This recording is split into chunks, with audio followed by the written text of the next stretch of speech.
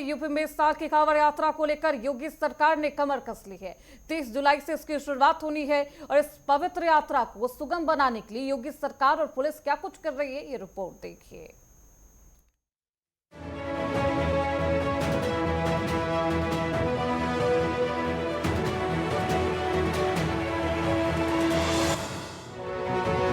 UP में 30 जुलाई 2026 से शुरू हो रही कांवड़ यात्रा को लेकर योगी सरकार ने व्यापक और बेहद सख्त इंतजाम किए। श्रद्धालुओं की सुविधा और कानून व्यवस्था बनाए रखने के लिए प्रशासन को जीरो इंसिडेंट जीरो एक्सीडेंट के लक्ष्य के साथ काम करने के निर्देश दिए गए। यात्रा मार्ग पर सुरक्षा के लिहाज से जगह जगह सीसीटीवी कैमरे लगाए जाएंगे। ड्रोन के जरिए हवाई निगरानी रखी जाएगी।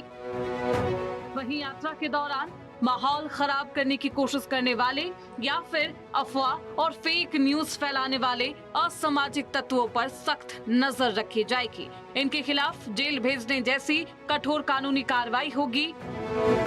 इसके साथ ही यात्रा मार्ग को पवित्र बनाए रखने के लिए मांस और शराब की सभी दुकानें बंद रखने के आदेश दिए गए हैं।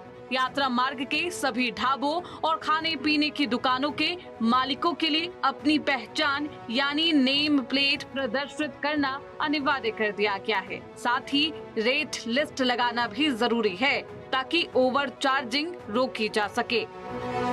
श्रद्धालुओं की सुगम आवाजाही के लिए यूपीएसआरटीसी यानी परिवहन निगम ने अतिरिक्त बसें चलाने का फैसला किया। 30 जुलाई से 11 अगस्त के बीच आगरा, बरेली, मुरादाबाद, मेरठ, गाजियाबाद, अलीगढ़, सहारनपुर, गोरखपुर, वाराणसी क्षेत्र के मार्गों पर बसों की समुचित व्यवस्था होगी। परिवहन मंत्री दयाशंकर सिंह के निर्देशों के बाद हरिद्वार समेत लखनऊ, अयोध्या, गोरखपुर, काशी, प्रयागराज रूट पर विशेष बसें चलाई जाएंगी। साथ ही यात्रा की लगातार मॉनिटरिंग होगी। हर क्षेत्रीय मुख्यालय पर 24 घंटे काम करने वाला कंट्रोल रूम बनाया गया है जो यात्रा के समापन तक एक्टिव रहेगा। एक तरफ जहां जीरो इंसिडेंट के संकल्प के साथ असामाजिक तत्वों पर नकेल कसी जा रही है, वहीं दूसरी तरफ अत्याधुनिक तकनीक सीसीटीवी ड्रोन 24 घंटे सक्रिय कंट्रोल रूम के जरिए सुरक्षा के चाक चौबंद इंतजाम किए गए हैं। नेम प्लेट की अनिवार्यता, मांस मदिरा की बिक्री पर रोक और परिवहन निगम द्वारा अतिरिक्त बसों का संचालन ये साबित करता है कि सरकार शिव भक्तों की सुगम, सुरक्षित और श्रद्धापूर्ण यात्रा सुनिश्चित करने के लिए पूरी तरह प्रतिबद्ध है। Bureau report, network 10।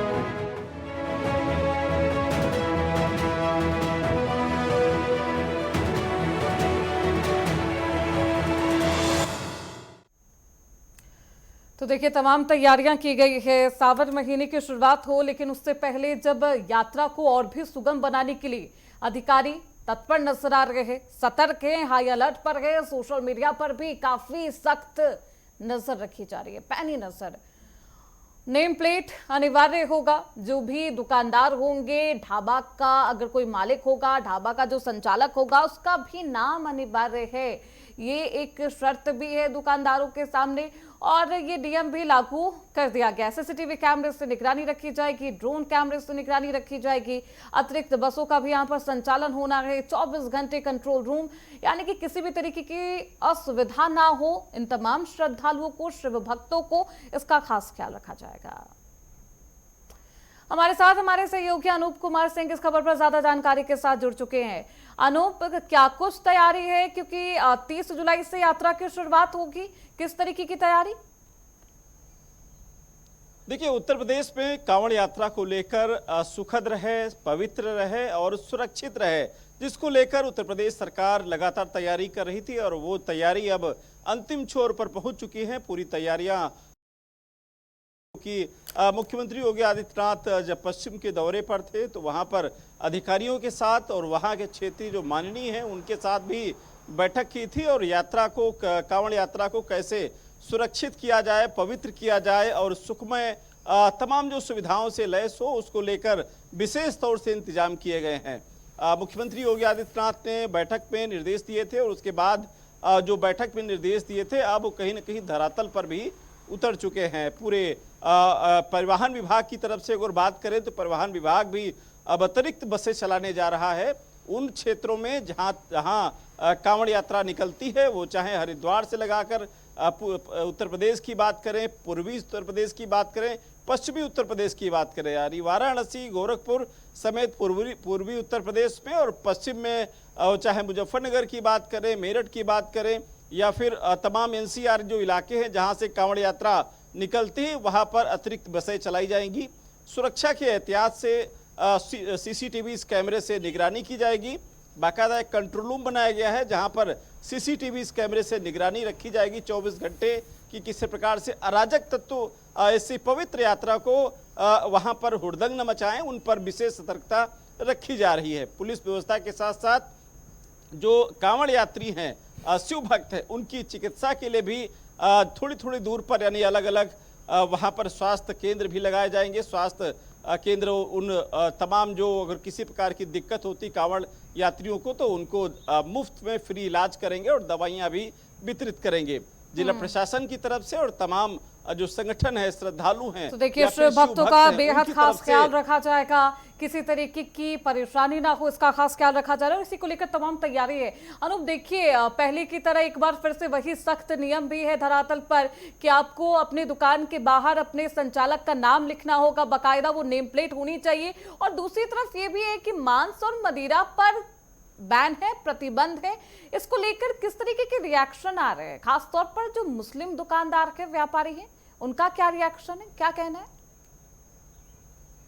बिल्कुल, जिस तरीके से पिछली जब कांवड़ यात्रा निकली थी, हालांकि उस समय ज्यादा विरोध हुआ था कि जो पवित्र यात्रा है, जो पवित्र पूरा महीना है भगवान शिव भक्तों के लिए, और आप समझिए एक कठिन परिश्रम करके, एक दुर्गम यात्रा करके तमाम भोलेनाथ के जो भक्त हैं अपने आराध्य शिव मंदिर जाते हैं और भगवान की पूजा आराधना करते हैं और लंबे दूरी तय करके आते हैं, वो जला अभिषेक भी करते हैं।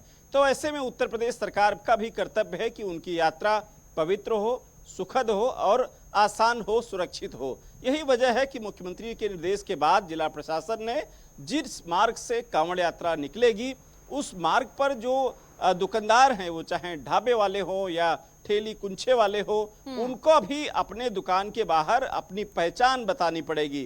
क्यूआर कोड रखना पड़ेगा, अपना नाम लिखना पड़ेगा, नेम प्लेट लगानी पड़ेगी ताकि तमाम जो शिव भक्त हैं वो अपनी चॉइस के हिसाब से अपना खान पान शुद्ध और पवित्र कर सकें। दूसरा, उस यात्रा के दौरान आसपास के जो क्षेत्र में मांस मदिरा की दुकानों पर पाबंदी रखी गई है ताकि इस दुकानदारों के साथ साथ, क्योंकि कभी कभी अमूमन देखने को मिलता है तमाम जो हुड़दंगी होते हैं आसपास क्षेत्र के, वो शराब के नशे में उसी यात्रा में शामिल हो जाते हैं, तमाम तांडव करने लगते हैं। तो ऐसी स्थिति उत्पन्न ना हो, यानी कानून व्यवस्था बेहतर बनाए रखने के लिए इस यात्रा में किसी प्रकार का व्यवधान ना हो, तमाम जो भोले भक्त हैं वो अपने गंतव्य तक पहुंचे और इस यात्रा को और भी बेहद सख्त ये प्रतिबंध है। क्या ये भी है यहाँ पर प्रतिबंधित है कि कोई खास समुदाय का व्यक्ति यहाँ पर दुकान नहीं लगा सकता उस यात्रा मार्ग पर? क्या इस तरीके की भी जानकारी है अनु?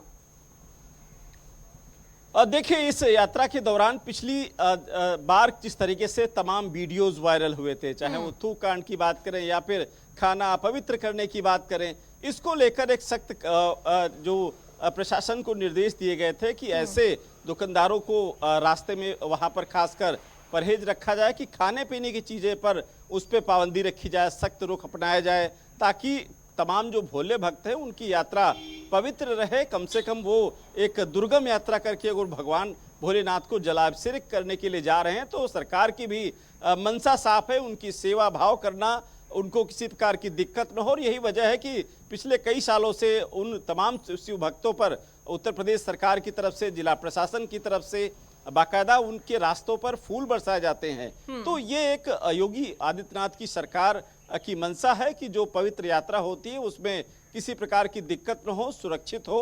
आप समझिए कि ड्रोन कैमरे से जहां जहां अति संवेदनशील इलाके हैं वहां पर ड्रोन कैमरे से निगरानी रखी जाएगी। सीसीटीवी से जो कंट्रोल रूम एक हाईटेक बनाया गया है उसमें 24 घंटे निगरानी रखी जाएगी उन क्षेत्रों में उन दुकानदारों पर भी कहीं ना कहीं निगरानी रखी जाएगी जो संदिग्ध हैं या इस तरीके से जो अब रास्ते देखिए में इसमें अपनी बेहद दुकान लगाते हैं। बिल्कुल। अब अनूप देखिए अहम ये भी हो जाता है कि जो भाईचारा है, सौहार्द है, वो भी बना रहे। पीस कमेटी की एक बैठक होती है, क्या ये बैठक हुई है? यहाँ पर दोनों ही समुदाय के जो धर्मगुरु हैं उनसे बातचीत हो पाई है?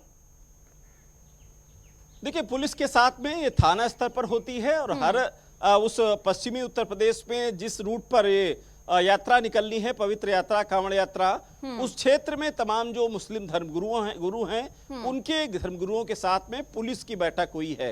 इसको पीस कमेटी का बैठक भी कहते हैं। उस बैठक में तमाम दिशा निर्देश दिए गए हैं कि किसी प्रकार की जो अराजक तत्व उस यात्रा में ना शामिल हो, यात्रा से थोड़ा दूरी बनाकर रखें और किसी प्रकार की खानपान चीजें या फिर हुड़दंग मचाने की कोशिश ना करें, क्योंकि अगर किसी प्रकार की दिक्कत हुई तो मुझे लगता है कानून व्यवस्था को बेहतर बनाए रखने के लिए या फिर अपराधियों पर कार्रवाई करने के लिए मुख्यमंत्री जी का प्री सब्जेक्ट है, वो कहते भी नजर आते हैं।